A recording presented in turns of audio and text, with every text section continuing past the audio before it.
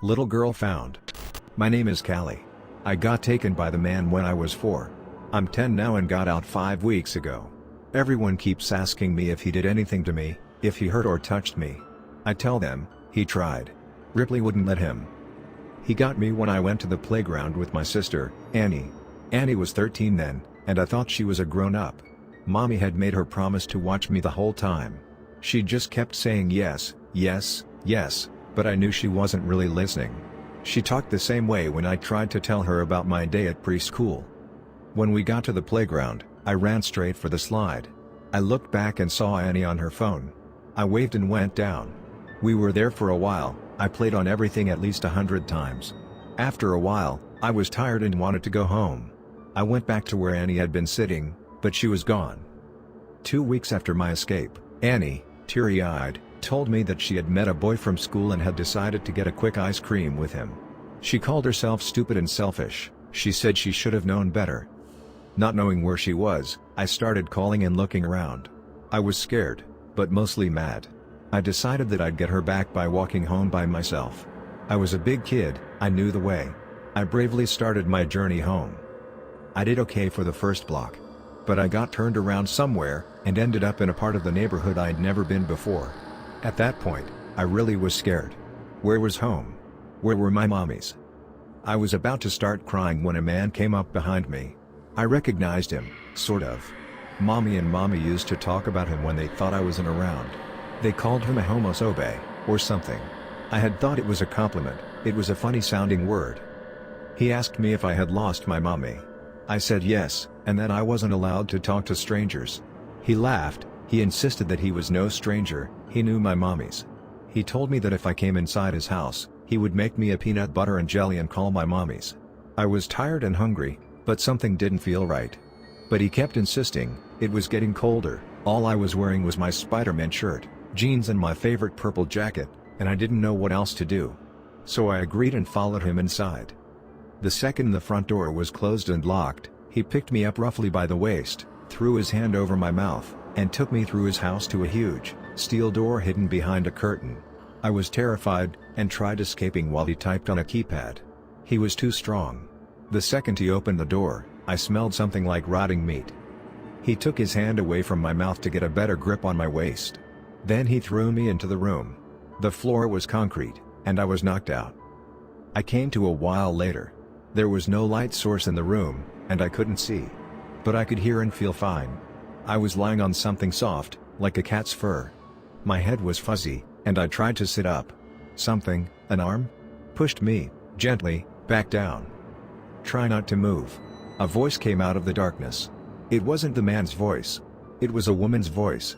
Not Mommy Jackie or Mommy Lauren's voice, but still soft, still kind. Still comforting. Who are you? A friend. I'm sorry this happened to you.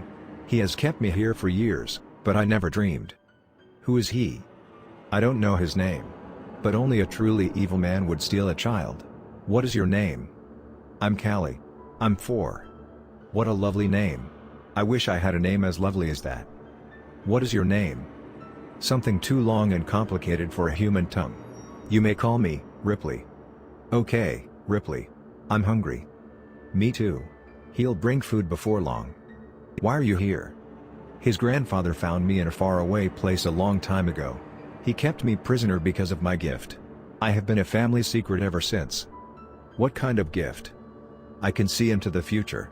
Not too far, a year at the most. But to a greedy person who likes lottery machines or racing, that's plenty.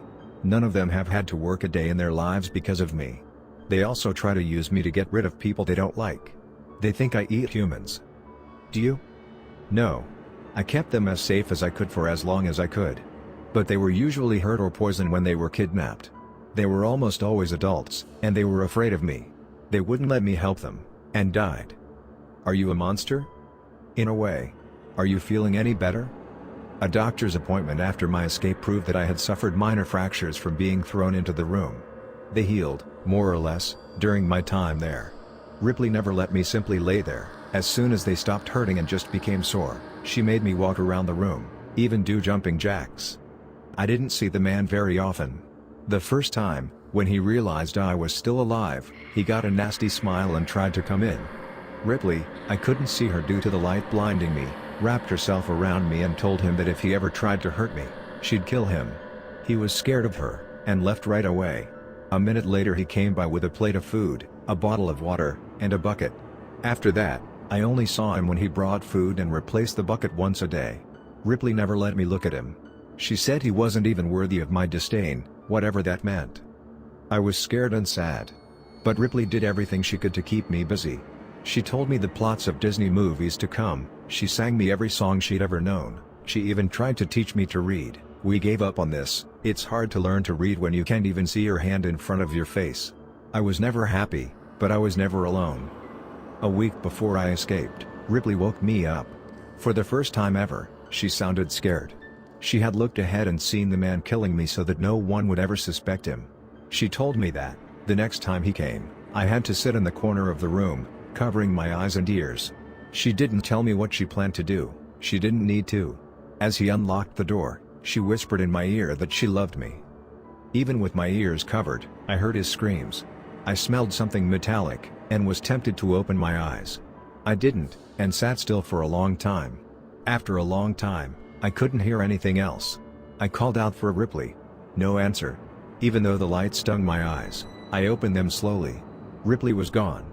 On the floor, a mangled, bloody mess, was the man. I ran, scared, into the house.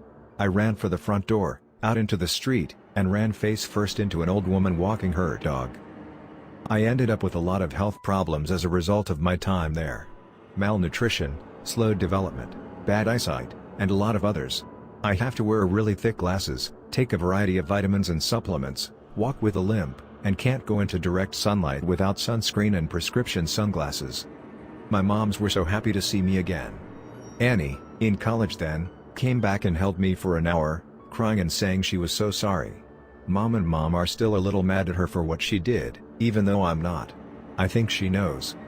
Even though no one wanted to tell me the full story, I eventually learned that the man was a known homophobe, and had been trying to force my family out of the neighborhood because my moms married each other. He kidnapped me hoping to scare them into moving away. They had suspected him for years, but could never prove that he had taken me. When my mothers heard that he had been killed by some kind of wild animal, they celebrated. I never saw Ripley again. The doctors, officers, and therapists have told the story to think I imagined Ripley to cope with my situation. What they can't explain, though, are the gigantic, crocodile-like footprints leading from the man's back door to the forest.